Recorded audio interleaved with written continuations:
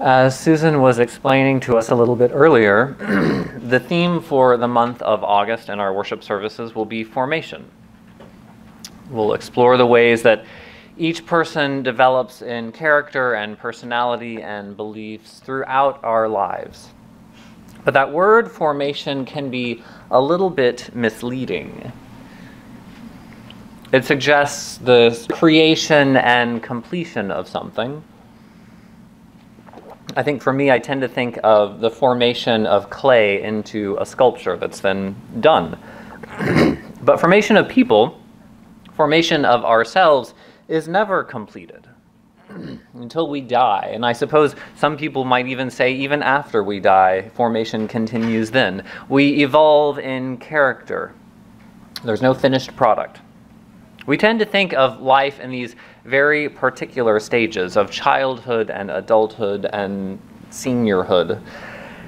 And of course, we can break those down into more distinct categories of infancy and middle age and adolescence, little distinct cultural markers.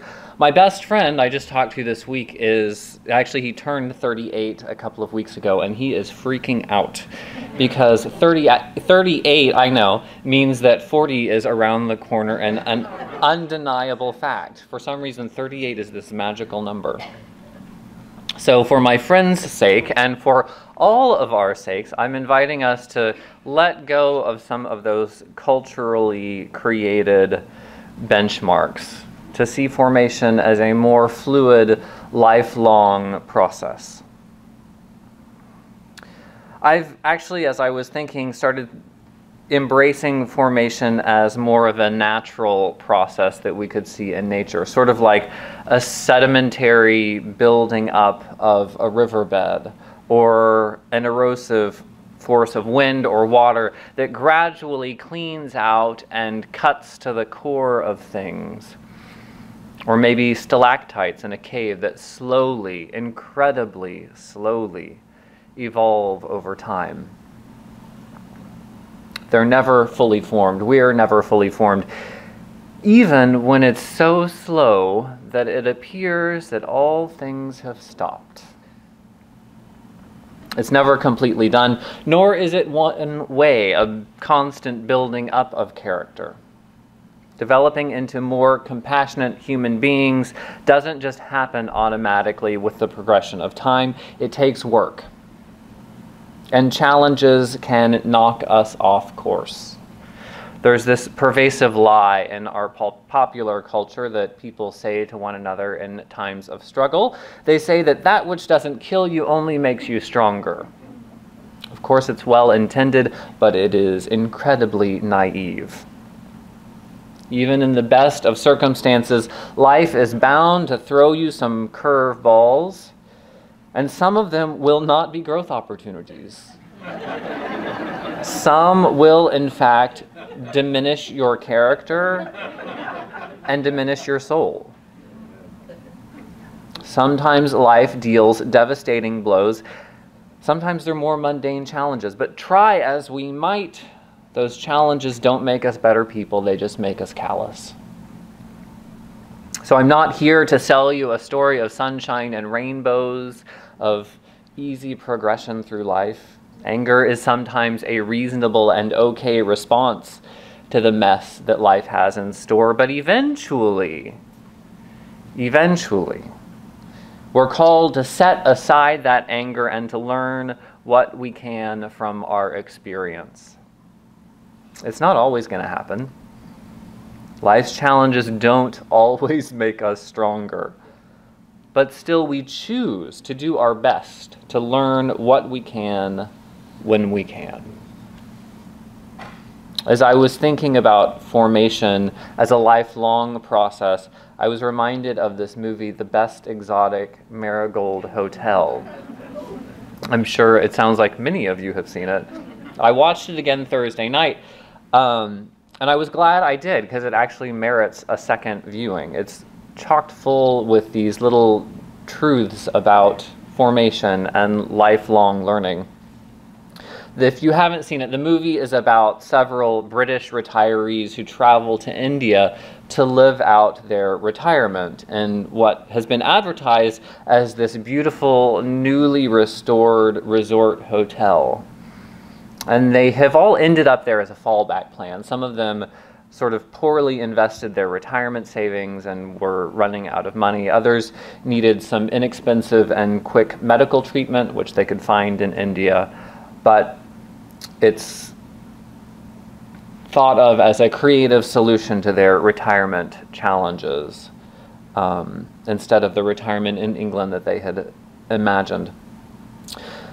But upon arriving in this hotel, they quickly learn that the hotel is in major disrepair and tremendous debt. And there are several subplots, but the story sort of unfolds as we see some really beautiful and some very tragic and some very funny ways that these retirees make sense of their predicament in India.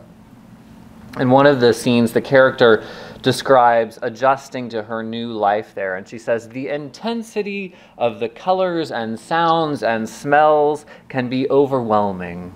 Anyone who's been to India can attest to that. She says it's like a wave. If you brace yourself against it, it will surely knock you over, but if you dive in and let it wash over you, you come out the other side.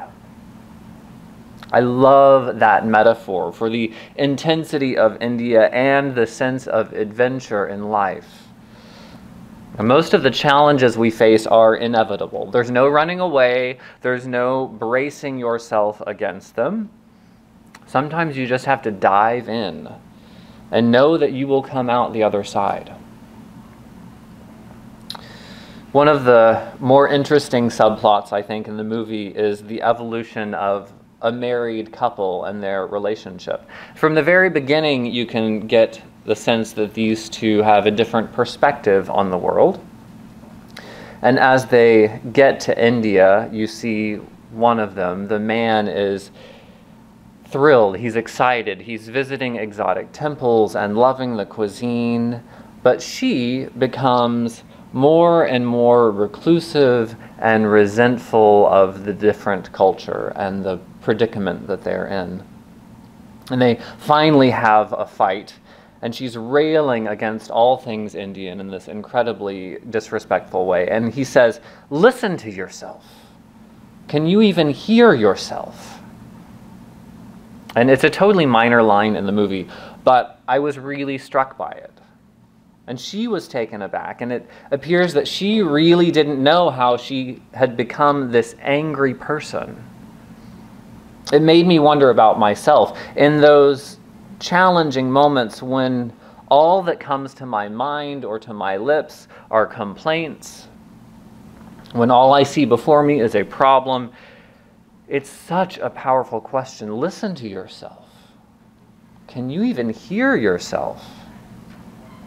If you could, you might not like what you heard.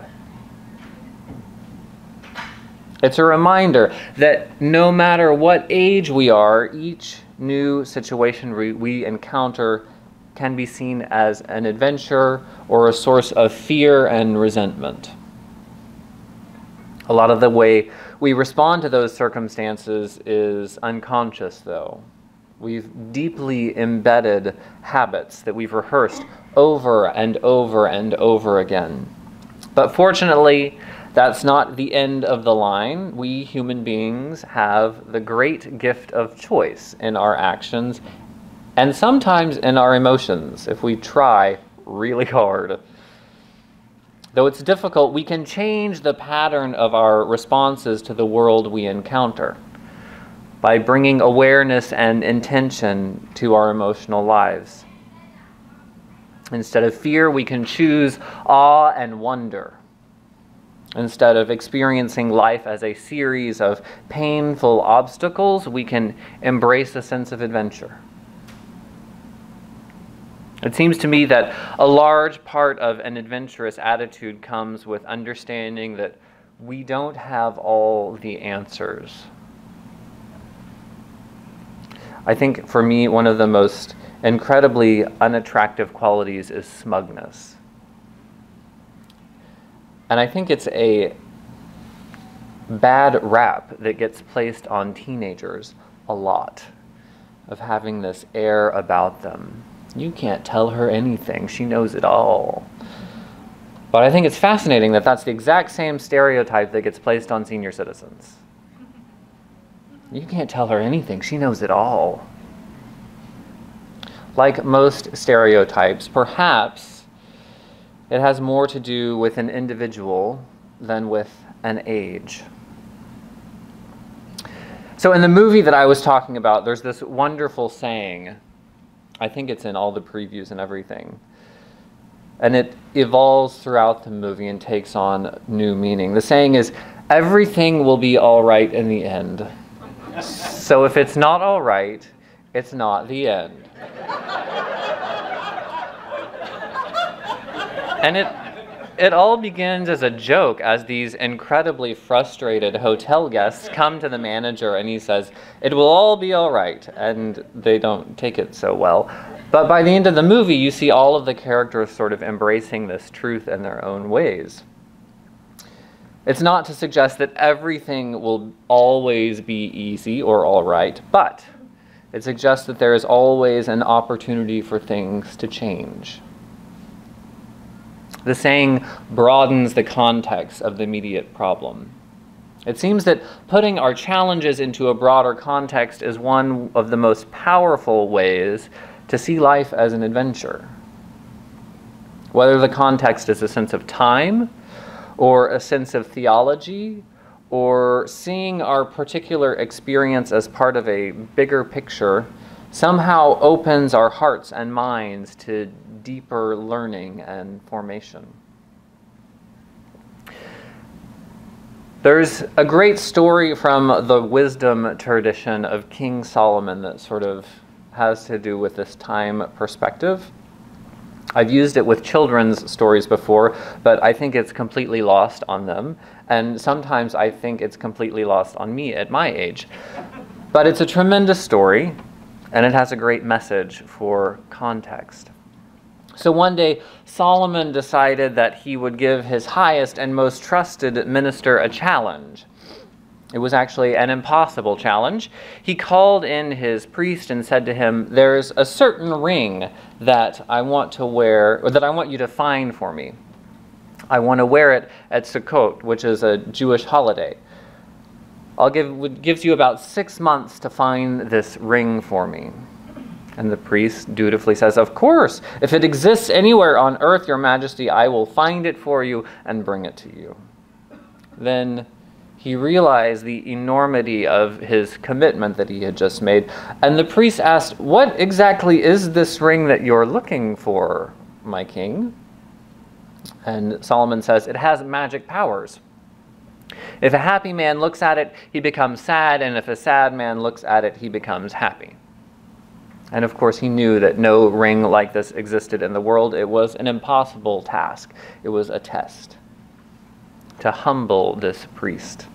So after looking high and low, one night the priest found himself in a poor neighborhood in Jerusalem, and he passed a merchant who was busy setting out all his wares on a shabby carpet, and the priest was desperate by this point. It was the day before the deadline.